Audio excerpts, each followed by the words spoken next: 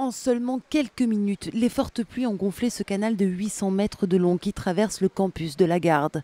Plusieurs étudiants qui pensaient alors marcher dans une simple flaque d'eau sont engloutis. Au départ, il y a quasiment 4 personnes qui sont tombées parce que les unes après les autres ont essayé de porter secours aux personnes effectivement qui étaient déjà tombées. 2 ont pu remonter et 2 ont été emportées par les eaux. D'importants moyens sont dépêchés sur place. Des pompiers, mais aussi un hélicoptère avec à son bord des plongeurs. En début de soirée, le corps d'une jeune femme est retrouvé dans le canal.